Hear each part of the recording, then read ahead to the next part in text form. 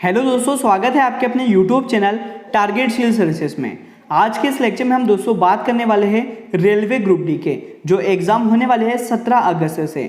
इसकी तैयारी के लिए दोस्तों हम आपके लिए लेकर आ रहे हैं फिजिक्स, केमिस्ट्री, बायोलॉजी के कुछ महत्वपूर्ण क्वेश्चन जो एग्जाम में बार बार अभी रिपीट हो रहे हैं। साथ ही एनटीपीसी के जो एग्जाम हुए हैं उनमें भी दोस्तों ये क्वेश्चन पूछे गए हैं।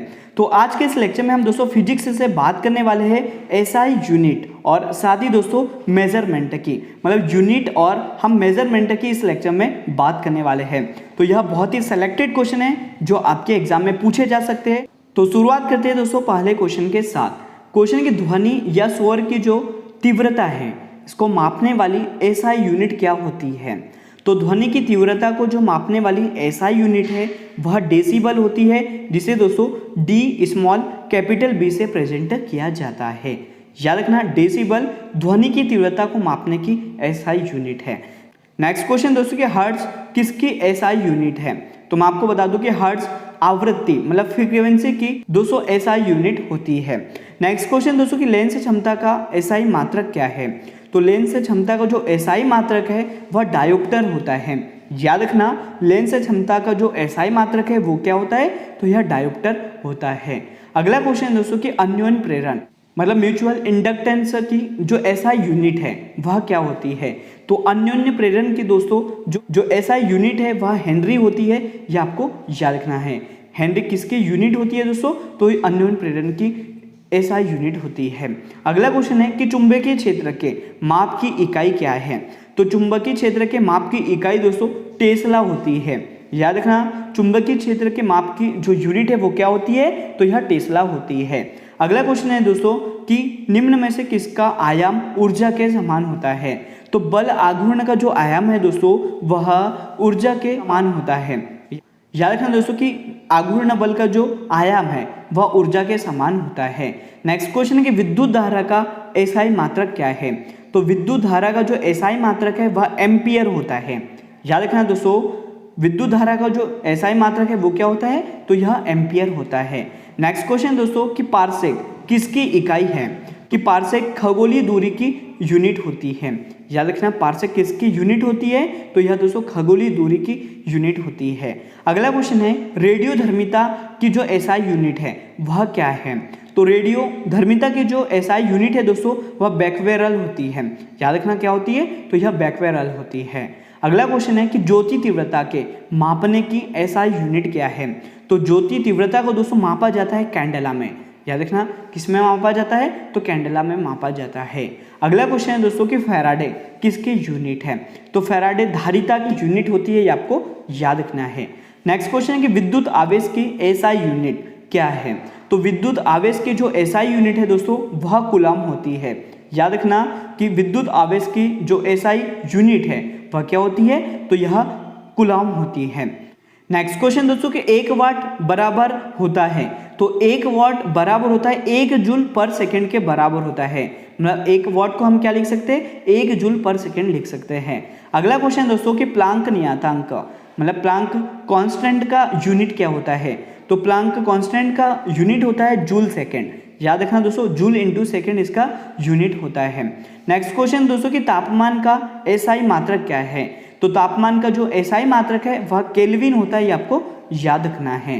नेक्स्ट क्वेश्चन है कि संवेग की एसआई यूनिट क्या है? दोस्तों मोमेंटम की जो एसआई यूनिट है वह किलोग्राम मीटर पर सेकेंड होती है। याद रखना आपको, संवेग का जो एसआई यूनिट है वो क्या होता है? तो यह किलोग्राम इंटू मीटर पर सेकेंड होता है। नेक्स्ट क्वेश्चन दोस्तों कि किसी ईंधन के ऊष्मेमान की जो इकाई है उसे किस प्रकार व्यक्त किया जाता है? तो ईंधन के जो ऊष्मेमान है इसकी यूनिट को दोस्तों किलो जूल पर किलोग्राम में व्यक्त किया जाता है। याद रखना, किलो इंटू जूल पर किलोग्राम में दोस्तों ईंधन के ऊष्मेमान को व्यक्त किया जाता है। और आपके लिए अगला क्वेश्चन दोस्तों कि ज्योति उत्सर्जन एसआई यूनिट क्या होता है? तो ज्योति उत्सर्जन का जो एसआई यूनिट है वह लक्स होता है, ये आपको याद रखना है। नेक्स्ट क्वेश्चन है गति की मूल इकाई क्या है? तो गति की दोस्तों जो मूल इकाई है वह मीटर पर सेकंड होती है। याद रखना दोस्तों, जो स्पीड है उसकी मूल इकाई क्या होती है? तो मीटर पर सेकंड होती है। अगला क्वेश्चन दोस्तों कैपिटल जी सार्वत्रिक गुरुत्वीय स्थिरांक की एसआई इकाई क्या है? तो इसकी यूनिट होती है दोस्तों न्यूटन इंटू मीटर स्क्वायर पर किलोग्राम स्क्वायर। याद रखना इसकी यूनिट क्या होती है कैपिटल जी की, तो न्यूटन इंटू मीटर का स्क्वायर अपॉन किलोग्राम का स्क्वायर। अगला क्वेश्चन है विद्युत प्रतिरोध की एसआई यूनिट क्या होती है। तो विद्युत प्रतिरोध की दोस्तों जो एसआई यूनिट है वह ओम होती है, ये आपको याद रखना है। अगला क्वेश्चन दोस्तों कि दाब का एसआई मात्रक क्या होता है। प्रेशर का दोस्तों जो एसआई यूनिट है वह पास्कल होता है, ये आपको याद रखना है। अगला क्वेश्चन है कि जल के प्रभाव को मापने की इकाई क्या है। तो जल के प्रभाव को क्यूसेक में मापा जाता है, ये आपको याद रखना है। नेक्स्ट क्वेश्चन दोस्तों कि मैक्सवेल किसकी यूनिट होती है। तो मैक्सवेल चुंबकीय प्रभाव की यूनिट होती है, ये आपको याद रखना है। अगला क्वेश्चन है दोस्तों कि किसी भौतिक राशि का संख्यात्मक मान उसका होता है। तो किसी भी भौतिक राशि के आत्मक मान की बात करें तो दोस्तों वह उसका परिमाण होता है। नेक्स्ट क्वेश्चन है दोस्तों कि ऊर्जा के मापन की जो यूनिट है वह क्या होती है। तो ऊर्जा को मापा जाता है दोस्तों जूल या इलेक्ट्रॉन वोल्ट में। याद रखना जूल या इलेक्ट्रॉन वोल्ट में ऊर्जा की माप को मापा जाता है। अगला क्वेश्चन है दोस्तों कि पावर की जो एसआई यूनिट है वह क्या होती है। तो पावर की जो एसआई यूनिट वाट होती है, ये आपको याद रखना है। नेक्स्ट क्वेश्चन है कि चुंबकीय फ्लक्स की एसआई यूनिट क्या होती है। तो यह वेबर होती है। चुंबकीय फ्लक्स की जो एसआई यूनिट है दोस्तों वह क्या होती है, तो यह वेबर होती है। अगला क्वेश्चन है दोस्तों कि आपेक्षिक घनत्व की इकाई क्या है। दोस्तों मोस्ट इंपोर्टेंट क्वेश्चन है कि आपेक्षिक घनत्व की जो यूनिट है वो क्या होती है। तो इसकी कोई भी इकाई नहीं होती है, मतलब यह दोस्तों मात्रक विहीन है, और साथ ही इसकी कोई भी विमा भी नहीं होती है, आपको याद रखना है। अगला क्वेश्चन कि विद्युत शक्ति की इकाई क्या है। तो विद्युत शक्ति की दोस्तों यूनिट होती है वाट। याद रखना क्या है, वाट है। नेक्स्ट क्वेश्चन दोस्तों कि फुल्मिनोलॉजी किसका अध्ययन है। तो बिजली के चमकने का जो अध्ययन है दोस्तों उसे फुल्मिनोलॉजी के नाम से जाना जाता है। नेक्स्ट क्वेश्चन दोस्तों कि नॉट किसका मापन है। तो मैं आपको बता दूं कि नॉट जहाज की गति को मापता है। याद रखना कि जहाज की गति को कौन मापता है, तो नॉट मापता है। अगला क्वेश्चन दोस्तों कि प्रतिरोध की यूनिट क्या होती है। तो प्रतिरोध की यूनिट वैसे तो ओम होती है, और दोस्तों एक फॉर्मूला होता है V=R×I। तो यहाँ से हम प्रतिरोध की अगर यूनिट निकाले तो R=V×I हो गया, V/I हो गया। तो यहाँ पे हम दोस्तों प्रतिरोध की एक और यूनिट निकाल सकते हैं, वोल्ट पर एम्पियर होती है, ये भी आपको पता होना चाहिए। नेक्स्ट क्वेश्चन है दोस्तों कि 1 नैनोमीटर में कितने मीटर होते हैं। तो 1 नैनोमीटर के बराबर होता है दोस्तों 10⁻⁻9 मीटर होता है। याद रखना बहुत बार एग्जाम में पूछा गया है कि 1 नैनोमीटर में कितने मीटर होते हैं, तो 10⁻9 मीटर होते हैं। अगला क्वेश्चन है दोस्तों कि 1 माइक्रोन में कितने मीटर होते हैं। तो 1 माइक्रोन बराबर होता है 10⁻6 मीटर होता है। याद रखना कि 1 माइक्रोन में दोस्तों कितने मीटर होते हैं, तो 10⁻6 मीटर होते हैं। नेक्स्ट क्वेश्चन की ओर चलते हैं दोस्तों कि हवा में प्रकाश की गति होती है। तो हवा में जो प्रकाश की गति है वह 3 × 10⁸ मीटर पर सेकेंड होती है। 3 × 10⁸ मीटर पर सेकेंड दोस्तों हवा में प्रकाश की गति होती है। अगला क्वेश्चन है कि समुद्र की गहराई में मापने के लिए ध्वनि तरंगों का प्रयोग करने वाला यंत्र कौन सा है। दोस्तों सोनार के द्वारा समुद्र की जो गहराई है इसमें ध्वनि तरंगों को मापने के लिए जो प्रयुक्त यंत्र है वह क्या होता है, तो यह सोनार होता है, ये आपको याद रखना है। नेक्स्ट क्वेश्चन दोस्तों विकिरण को मापने के लिए किस उपकरण का उपयोग किया जाता है। तो विकिरण का मापन दोस्तों गीगर काउंटर के रूप में किया जाता है।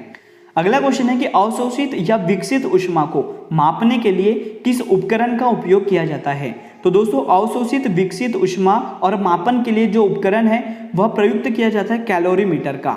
याद रखना कैलोरीमीटर का उपयोग किया जाता है अवशोषित या विकसित ऊष्मा को मापने के लिए। नेक्स्ट क्वेश्चन दोस्तों कि उस उपकरण का नाम बताइए जो किसी वाहन द्वारा तय की गई दूरी को मापता है। दोस्तों बहुत इंपॉर्टेंट क्वेश्चन है कि ओडोमीटर दोस्तों एक ऐसा उपकरण है जो वाहन द्वारा तय की गई दूरी को मापता है।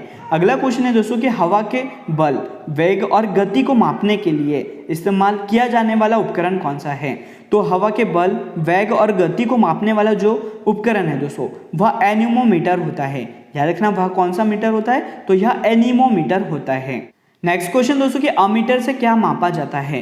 तो अमीटर से विद्युत धारा का मापन किया जाता है। याद रखना विद्युत धारा का जो मापन है वह किससे किया जाता है, तो यह अमीटर से किया जाता है। नेक्स्ट क्वेश्चन दोस्तों कि कौन सा उपकरण सर्किट में करंट की उपस्थिति का पता लगाया जा सकता है। दोस्तों हम गैल्वेनोमीटर से किसी सर्किट में करंट की उपस्थिति का पता लगा सकते हैं। अगला क्वेश्चन है दोस्तों कि कौन सा कानून इस कथन की पुष्टि करता है कि पदार्थ को ना तो बनाया जा सकता है और ना ही नष्ट किया जाता है।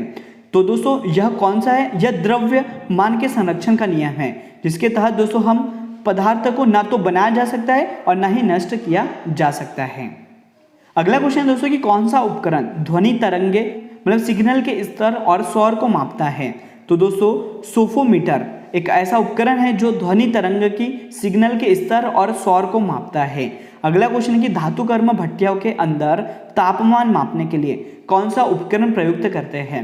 तो दोस्तों इसके अंदर हम प्रयुक्त कर सकते हैं पायरोमीटर, मतलब धातुकर्म भट्टिया के अंदर अगर तापमान आपको मापना है तो इसके लिए हम पायरोमीटर का प्रयोग करेंगे। अगला क्वेश्चन है दोस्तों कि वाहन की गति को मापने के लिए हम किस मीटर का प्रयोग करते हैं? तो स्पीडोमीटर का प्रयोग करते हैं। याद रखना दोस्तों, स्पीडोमीटर का जो प्रयोग है वह वाहन की गति को मापने के लिए किया जाता है। नेक्स्ट क्वेश्चन है कि हाइग्रोमीटर एक उपकरण है जिसका उपयोग हम निम्न में से किसे मापने के लिए किया जाता है? तो दोस्तों सापेक्षिक आर्द्रता को मापने के लिए हम हाइग्रोमीटर का प्रयोग करते हैं। तो दोस्तों आज का जो लेक्चर है वो यहीं पर एंड होता है। यहाँ पे हमने दोस्तों एसआई यूनिट और साथ ही यहाँ पे हमने मेजरमेंट से जितने भी इंपॉर्टेंट क्वेश्चन बनते हैं जो आपके रेलवे ग्रुप डी के लिए इंपॉर्टेंट होने वाले हैं वो हमने डिस्कस कर लिए हैं। और हम दोस्तों नेक्स्ट लेक्चर में फिजिक्स के अन्य टॉपिक के साथ आपसे मिलने वाले हैं। तो आज का जो लेक्चर है वो यहीं पर एंड होता है। अगर आपको हमारा लेक्चर और आपको हमारी मेहनत अच्छी लगती हो तो उसे लाइक जरूर करें। और अभी तक आपने हमारे बायो के लेक्चर नहीं देखे दोस्तों तो उन्हें भी देख ले, और साथ ही केमिस्ट्री के लेक्चर नहीं देखे तो उन्हें भी आप देख सकते हो। इसके लिंक आपको डिस्क्रिप्शन बॉक्स में मिल जाएगी।